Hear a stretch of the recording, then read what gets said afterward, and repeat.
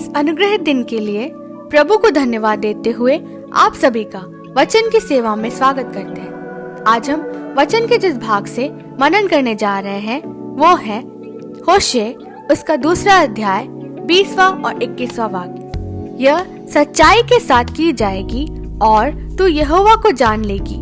यह वाणी है कि उस समय मैं आकाश की सुनकर उसको उत्तर दूंगा और वह पृथ्वी की सुनकर उसे उत्तर देगा। तो आज का हमारा विषय है परमेश्वर को जानने का समय अथवा the time to know the Lord. आइए हम इस विषय में मनन करेंगे। विवाह के समय में पढ़ा जाने वाला यह वचन यह बताता है कि विश्वास योग्य परमेश्वर ने अविश्वास योग्य हमें मसीह यीशु के लहू से शुद्ध करके हमसे वाचा बांधी है। यह हम जानते हैं और इसमें कोई संदेह नहीं। इसलिए गीतकार ऊंचे स्वर में गीत गाता है, वह मुझे जानता है, वह मुझे संभालता है। मृत्यु के अंधकार की तराई में भी साथ न छोड़ने वाले एक अच्छे मित्र के समान मेरे संग रहता है। हाँ प्रियो, इस संसार में रिश्ते चाहे कितने भी बड़े और गहरे हो, लेकिन सब मृत्यु तक ही सीमित है, पर मसीह यीशु हमेशा संग रहता है।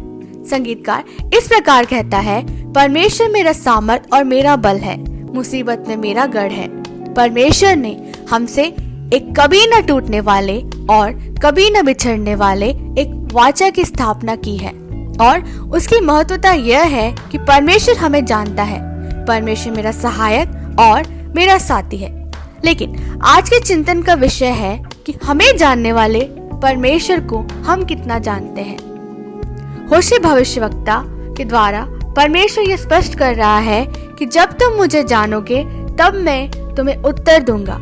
आकाश और भूमि उसका फल देगी। यहाँ परमेश्वर को जानने का सारांश, परमेश्वर ने ही लाल समुद्र को भाग किया, यरदन नदी को दो भागा, दिन को बादल के खंबे के समान और रात को आग के खंबे के समान अगुवाई की, मना दिया।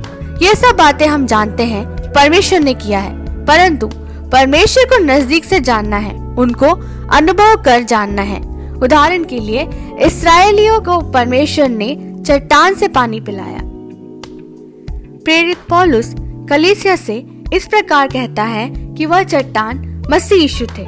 उसी प्रकार लाल समुद्र पार करने वाले इस्राएलियों के विषय में लेखक के द्वारा कलीसिया से इस प्रकार कहते हैं कि यह बपतिस्मा के पहले की क्रिया है।